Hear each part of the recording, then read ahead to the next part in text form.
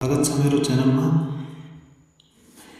यो नायब सुब्बा द्वितीय पत्र आषाढको 14 गते भएको प्रश्नपत्र हो यो, जसमा हेर्न सक्नुहुन्छ। यसमा 9वटा प्रश्नपत्र रहेको छ सुरुमा, र अर्को पेजमा गरेर टोटल 17वटा प्रश्नपत्र रहेका छन्।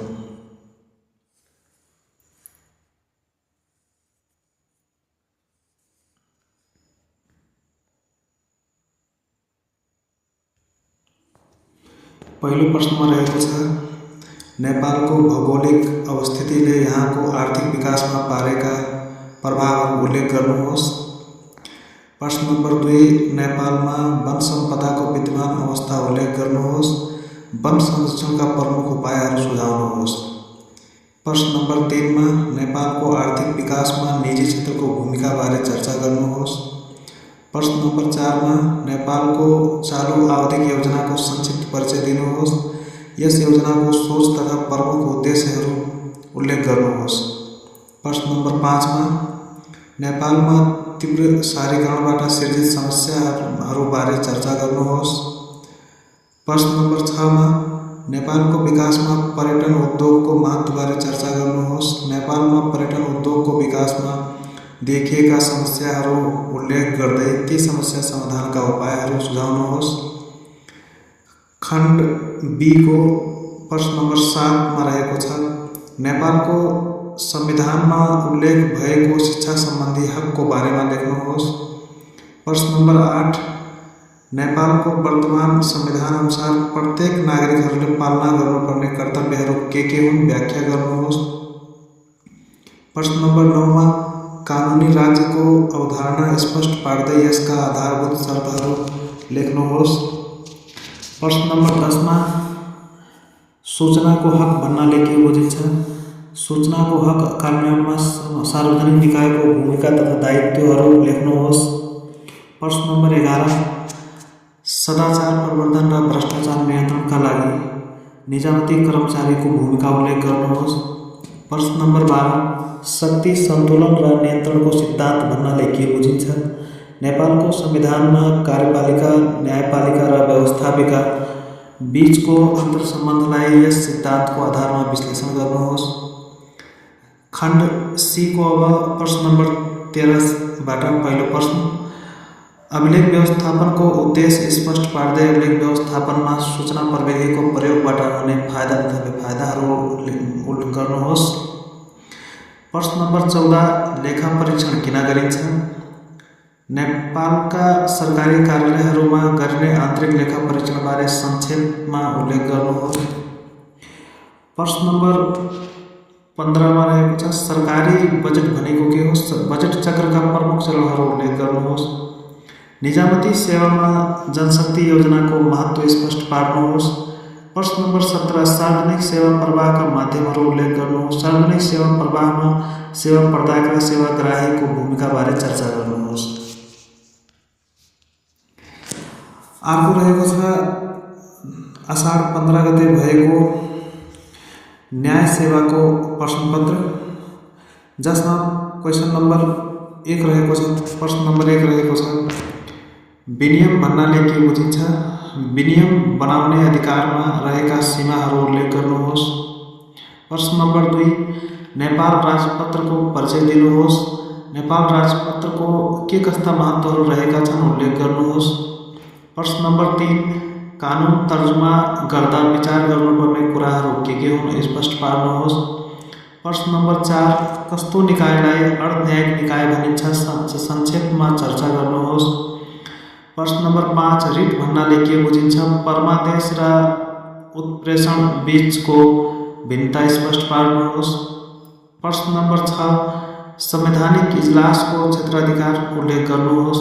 प्रश्न नम्बर 7, कानुनको हद म्याद र म्याद निर्धारण गर्नुको उद्देश्य स्पष्ट गर्दै तिनीहरू बीचको भिन्नता उल्लेख गर्नुहोस्। प्रश्न नम्बर 8, वारिसनामा भन्नाले के बुझिन्छ? यसको कानुनी महत्त्वबारे संक्षिप्तमा चर्चा गर्नुहोस्। प्रश्न नम्बर 9, जिल्ला अदालतका फाँटवालाको प्रमुख कामहरू के हुन्? बुदागत रूपमा उल्लेख गर्नुहोस्। प्रश्न नम्बर 10 स्वच्छ सुनवाई भन्नाले के बुझिन्छ? यसको सिद्धान्तबारे संक्षेपमा चर्चा गर्नुहोस्।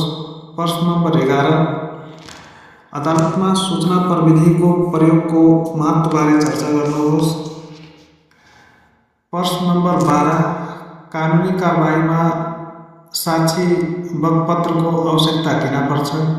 साक्षी बकपत्र गर्दा सोध्ने सोधपुछ जिरा र पुनः सोधपुछको अवधारणा र सीमा उल्लेख गर्नुहोस्।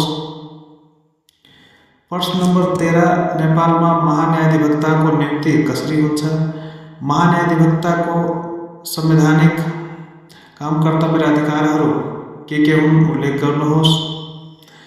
प्रश्न नम्बर 14 अभियोग पत्र भनेको के हो? अभियोग पत्रमा उल्लेख गर्नुपर्ने मुख्य विषयहरू के हुन् उल्लेख गर्नुहोस्। प्रश्न नम्बर 15 कसुरदार जीवित रहेसम्म कैद गर्नुपर्ने कसुरहरू बारे चर्चा गर्नुहोस्। प्रश्न नम्बर 16 कारागार तथा हिरासतमा रहेका कैदी बन्दीका अधिकारहरू उल्लेख लेख्नुहोस्। प्रश्न नम्बर 17 अपराध पीडितका प्रकारहरू के हुन्? नेपालको कानुनले अपराध पीडितलाई प्रदान गरेका अधिकारहरू लेख्नुहोस्। अर्को रहेको छ असाढको 16 गते भएको तेस्रो पत्र नायब सुब्बाको प्रशासनको सामान्य प्रशासनको रहेको छ। पहिलो प्रश्न रहेको छ प्रतिवेदन लेखनको उद्देश्य के हो? प्रतिवेदन लेख्दा ध्यान दिनुपर्ने मुख्य कुराहरू उल्लेख गर्नुहोस् वा लेख्नुहोस्। प्रश्न नम्बर 2 अधिकार प्रत्यायोजन भनेको के हो? यसका फाइदाहरू उल्लेख गर्नुहोस्। प्रश्न नम्बर 3 नेपालमा सेवाग्राही गुनासो व्यवस्थापन सम्बन्धमा गरिएका प्रमुख कानुनी व्यवस्था बारे उल्लेख गर्नुहोस्। प्रश्न नम्बर 4 मासिक प्रगति विवरण र वार्षिक प्रगति विवरणमा के फरक छ? प्रगति विवरणमा उल्लेख गर्नुपर्ने मुख्य विषयहरू के हुन्? प्रश्न नम्बर 5 नेपालका सरकारी कार्यालयमा मर्यादा प्रणालीको महत्त्वको बारेमा प्रकाश पार्नुहोस्। अभिलेख व्यवस्थापन भनेको के हो? कार्यालयमा पुराना तथा महत्त्वपूर्ण कागजातहरूको सुरक्षित व्यवस्थापन र धुल्याउने प्रक्रियाको बारेमा चर्चा गर्नुहोस्।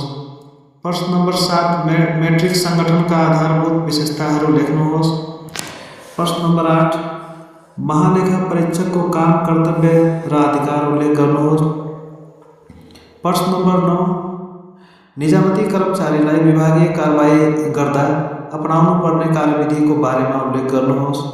प्रश्न नम्बर 10 नेपालका सार्वजनिक सङ्गठनहरूमा समन्वयको महत्त्वबारे उल्लेख गर्नुहोस्।